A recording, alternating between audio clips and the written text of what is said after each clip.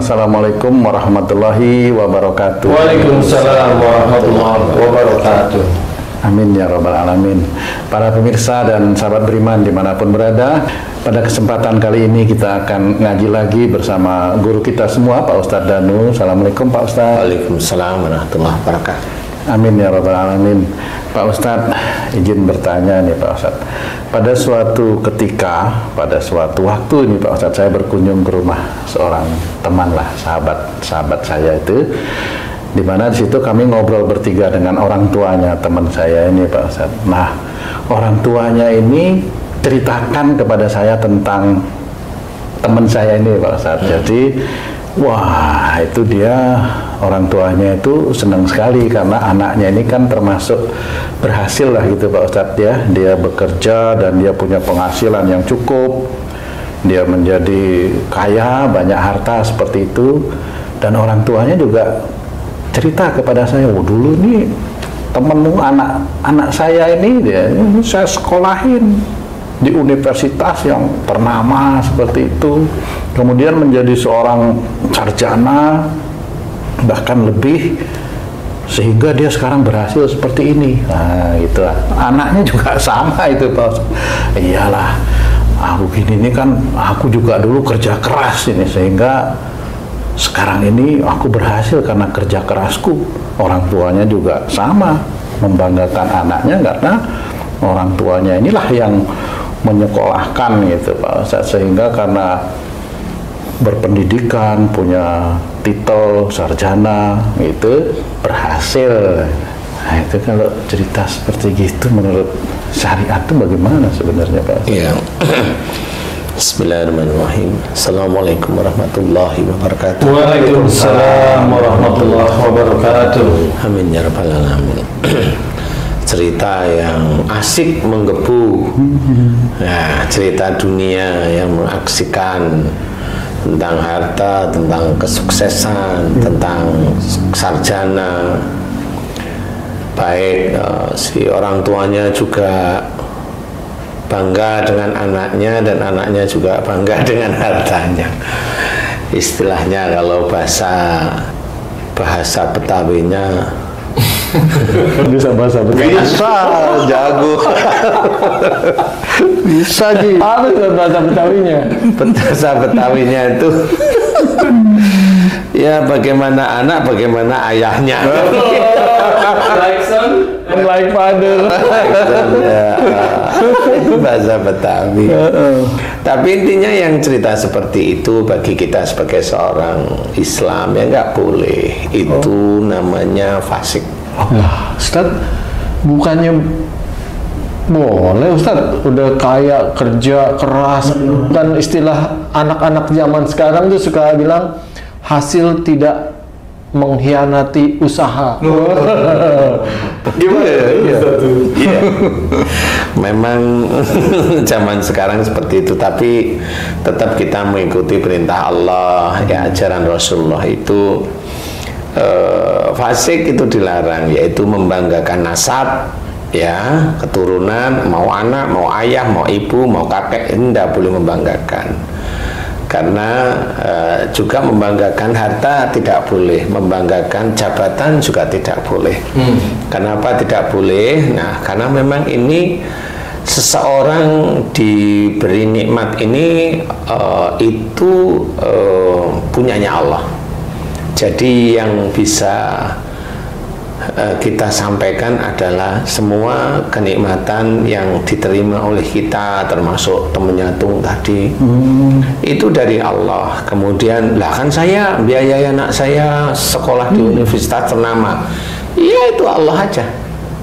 Loh kenapa? Iya itu Allah. Nah ini satu ya, saya belum jawab tapi. Kemudian Haji tadi cerita apa? Kan boleh dia bekerja keras kemudian hartanya dan berhasil. Istilahnya itu hasil tidak mengkhianati usaha itu tidak bisa seperti itu. Hasil tidak mengkhianati usaha itu bagi orang yang berhasil.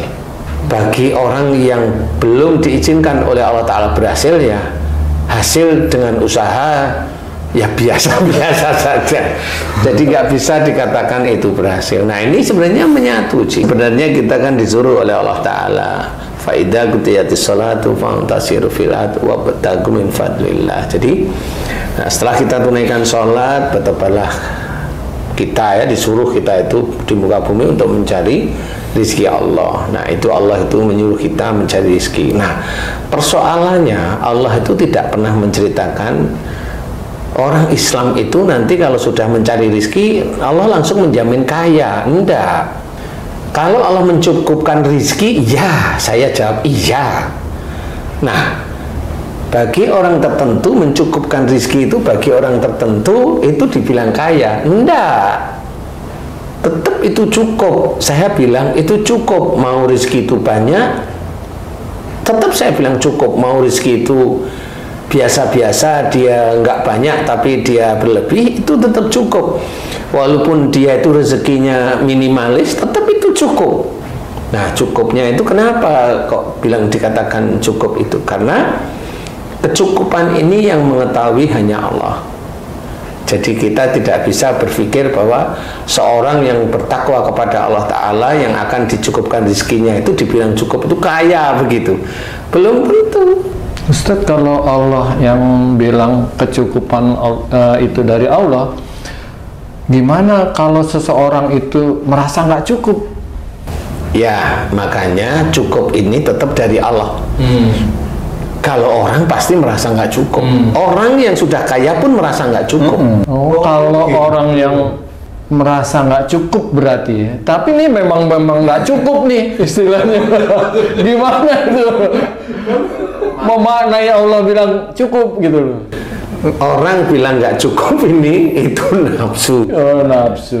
Nafsunya dia karena punya keinginan macam-macam. Nah, dicukupkan oleh Allah Ta'ala itu karena apa? Bisa aja orang ini yang sebenarnya kalau dilihat manusia biasa, memang dia kelihatan nggak cukup. Tapi Allah melihat itu bisa aja cukup. Kenapa? Pada saat orang yang dia itu kekurangan, dikasih lebih sama Allah Ta'ala, malah imannya rusak. Oh. Berarti harus qanaah. Iya, dia harus menerima lapang dada dengan keadaan itu. Kenapa itu bisa merusak imannya, bisa merusak keluarganya? Makanya dibilang cukup. Cukup itu cukup mengatur semuanya. Ya bisa dipergunakan untuk makan, bisa dipergunakan untuk sekolah, bisa dipergunakan untuk sehari-hari, dan tidak merusak imannya, tidak merusak kadar iman istri, iman suami, iman anak, iman dan sebagainya. Bisa aja itu dikatakan cukup. Berarti setiap orang itu harus berprasangka baik kepada Allah. Nah itu yang benar, itu memang harus. Itu yang harus. Makanya kenapa tidak boleh diaku-aku bahwa anaknya tadi itu berhasil karena jabatan, atau karena apa namanya sarjananya, atau karena kerja kerasnya? Nggak boleh. Ma sabaka min hasanatin fa min Allah. Itu harus kita pegang. Dan nikmat apa saja nikmat yang kau terima itu dari sisi Allah. Semua nikmat yang kita terima itu dari Allah. Berarti bukannya tidak boleh menuntut ilmu setinggi-tingginya? Boleh aja. Boleh aja kan? Boleh aja. Persoalannya kalau menuntut ilmu setinggi-tingginya kan dilihat bapaknya cukup apa enggak uangnya. Kalau mamanya kelihatan keluarganya enggak cukup kan bisa cari cara yang lain. Dia berjualan, dia berdagang, dia macam-macam kan banyak hal seperti itu. Boleh aja menuntut ilmu setinggi-tingginya itu boleh-boleh aja. Selama ilmu itu baik untuk menguatkan iman kita kepada Allah Ta'ala. Nah, kenapa itu tidak boleh membanggakan anak? Kenapa tidak boleh menjadi dasar bahwa harta yang dia peroleh, sukses yang dia peroleh karena dia, karena kerja keras dia, karena dibantu disekolahkan tinggi oleh ayahnya, orang tuanya ya. Itu tidak boleh. Kenapa? Kalau kita melihat hal tersebut itu sama seperti dia menuhankan dirinya sendiri. Dia merasa mampu, tidak perlu dibantu oleh Allah. Dia mampu, merasa mampu.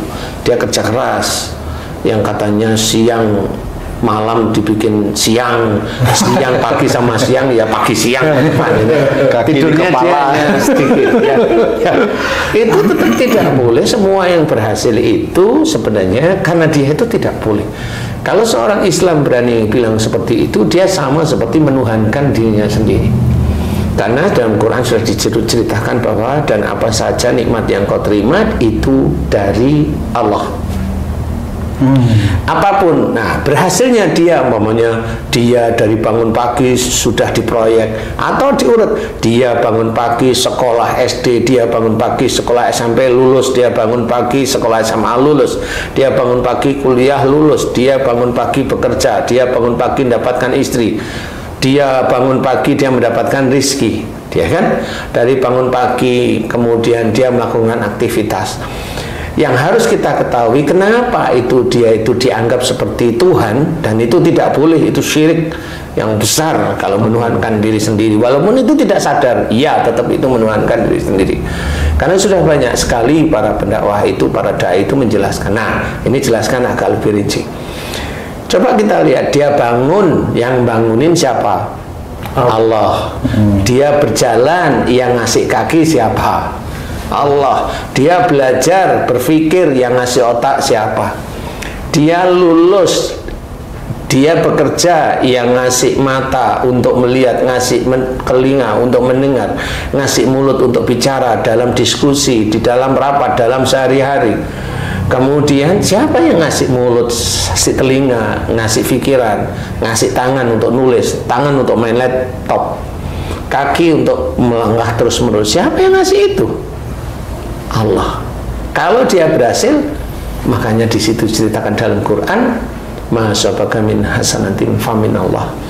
Dan apa saja nikmat yang kau terima itu dari Allah. Nah, disinilah kita harus pahami, tubuh kita milik Allah. Makanya kalau seseorang meninggal itu kan innalillahi wa inna ilaihi rajiun. Sesungguhnya kami milik Allah dan akan kembali pada Allah. Semua kita. Kalau orang mati, ingat kita milik Allah. Tapi kalau kaya, enggak. Nah, di sini dalam salah satu ayat ini itu dijelaskan, ma asabaka min hasanati famin Allah wa ma asabaka min sayyi'atin famin nafsik. Nah, di sini dua kalimat ini yang berbeda. Dan apa saja nikmat yang kau terima itu dari Allah, dan apa saja musibah yang engkau terima, jelas sekali dalam Quran, musibah yang engkau terima disebabkan dari buah tanganmu sendiri.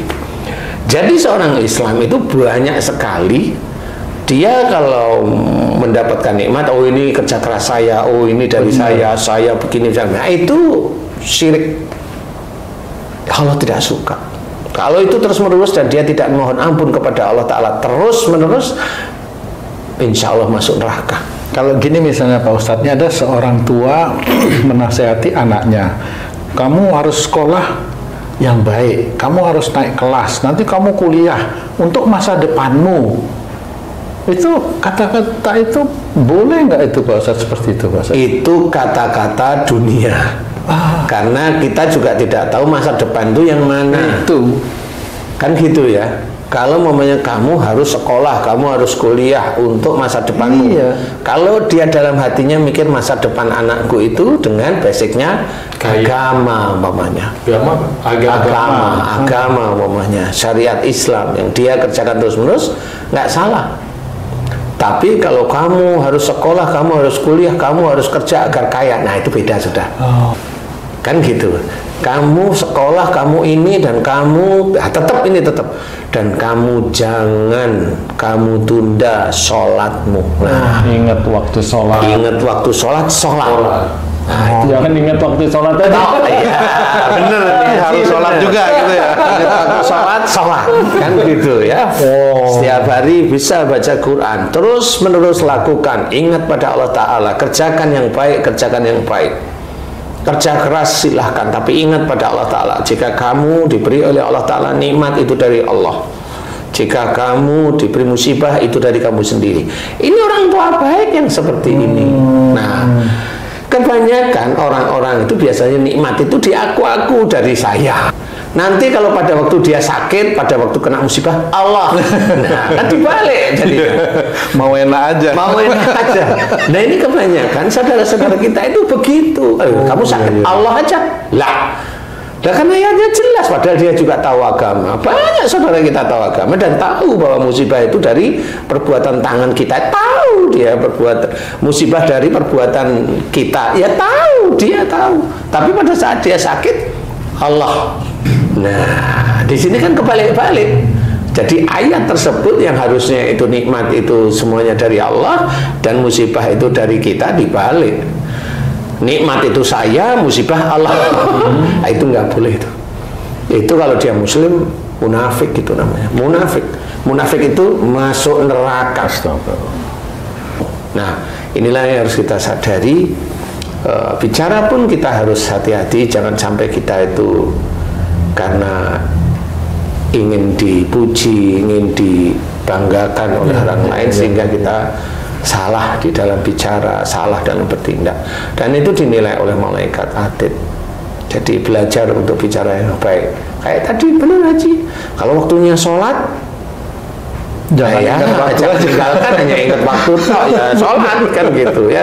Benar sih seperti itu. Jadi harus dipahami, kita harus belajar benar-benar bahwa yang memberi kita ini Allah Ta'ala.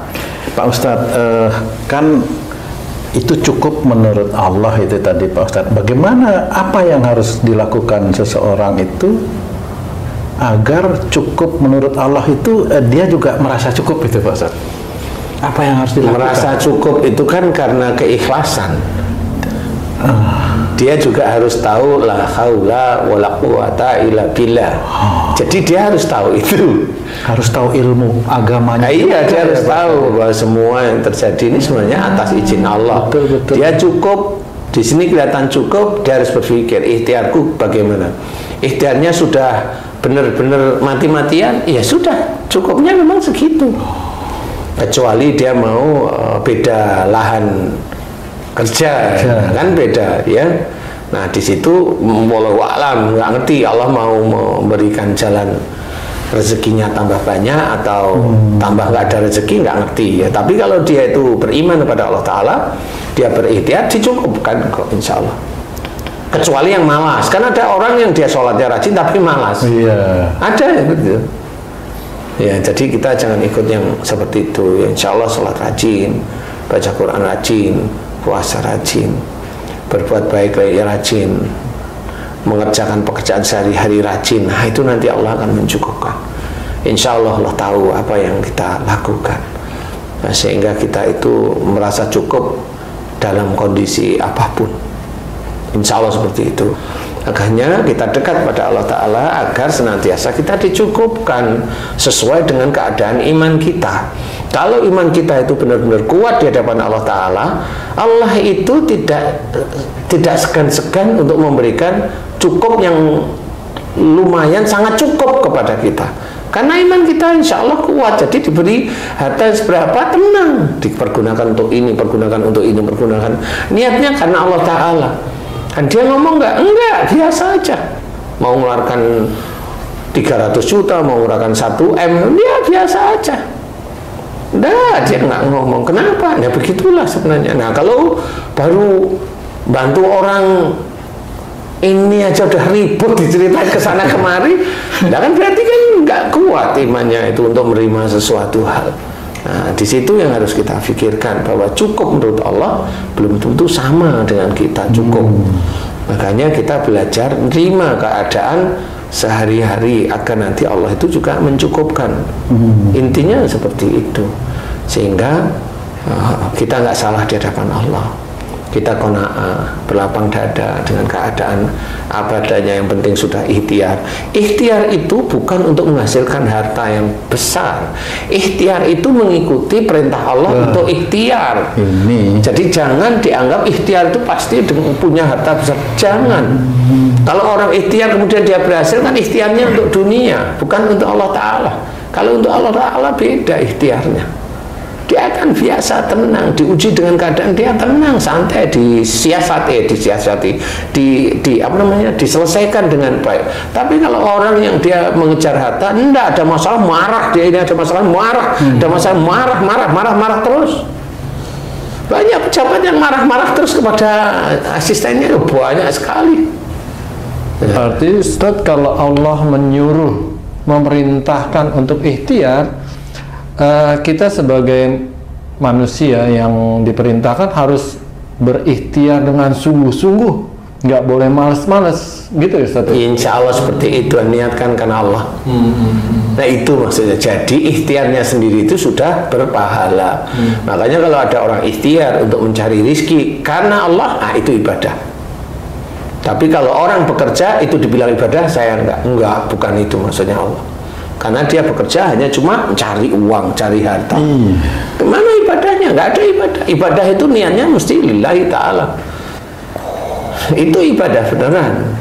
Nah, kalau dia hanya cuma cari uang, cari kaya, makanya dia sholat tapi dia korupsi, dia sholat tapi korupsi, dia sholat tapi korupsi, kan begitu. Dia sholat tapi dia menumpuk dari kesulitan orang lain. Ada orang sulit, dia takut-takutin, bayar. Ada orang sulit, takut-takutin, bayar. Kan begitu ada itu kerjaannya seperti itu. Pak Ustadz, kalau pada waktu kuliah, pada waktu sekolah itu memang niatnya untuk masa depan, kalau itu salah, apakah itu boleh dimohonkan ampun seperti itu? Ya harus ya. Karena kamu masih hidup. Kalau kamu sudah mati nggak bisa mohon ampun. Wih, iya, betul itu.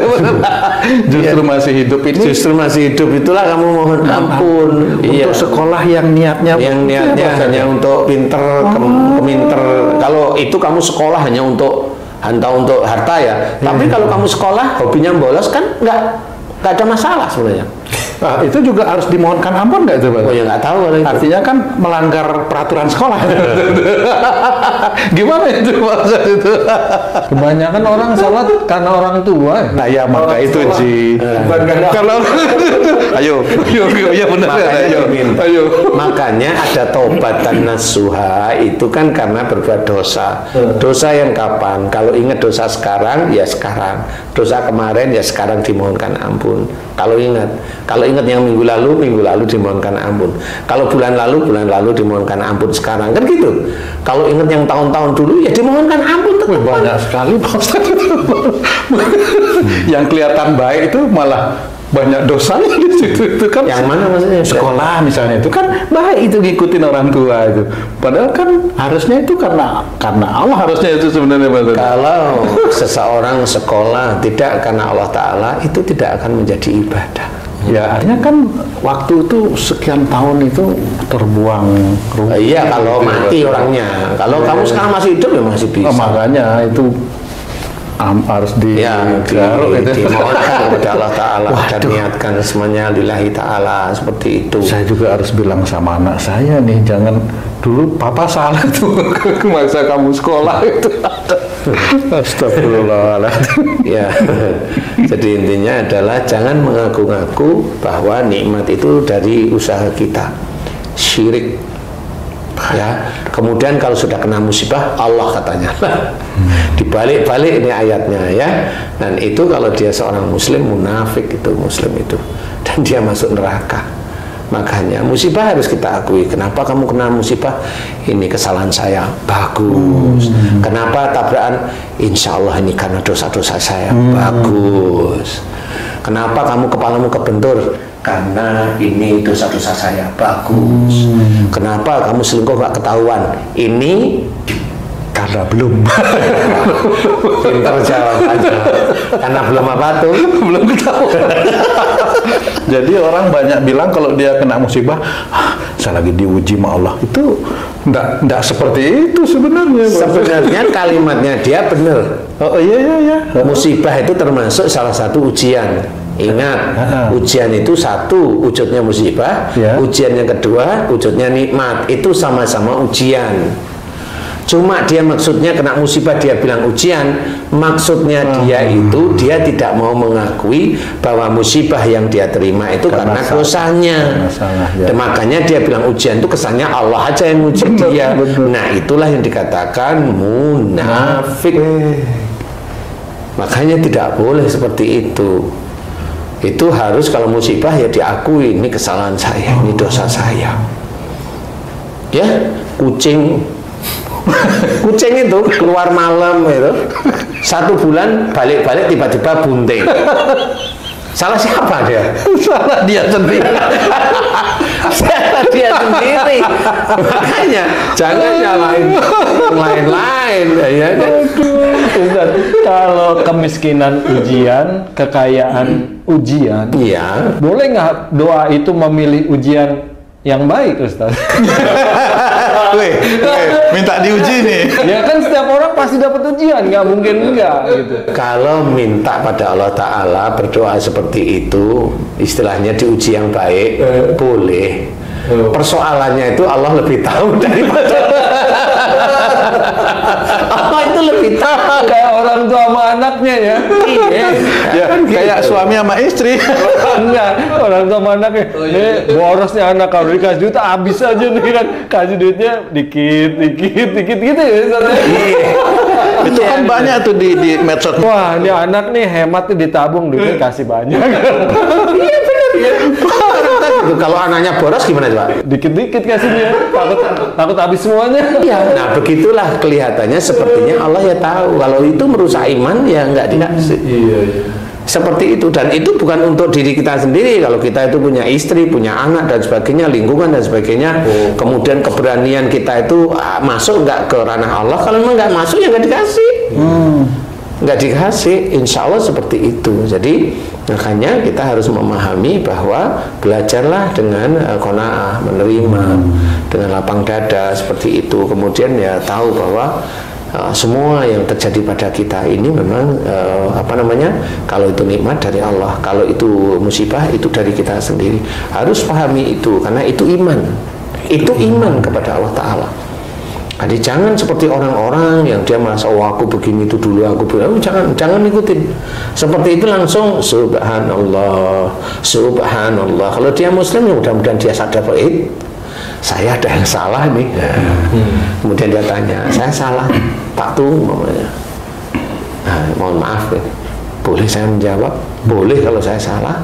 Jelasin. Berarti pada saat dia tanya, kamu diizinkan oleh Allah Ta'ala dakwah seperti itu. Jadi harus pahami seperti itu. Mudah-mudahan ini bisa manfaat bagi diri kita. Amin, dan juga amin, bagi sedulur beriman yang lain, sehingga menjadikan kita dikuatkan iman kita oleh Allah Ta'ala. Amin. Wallahu a'lam. Alhamdulillah. Terima kasih banyak Pak Ustadz penjelasannya.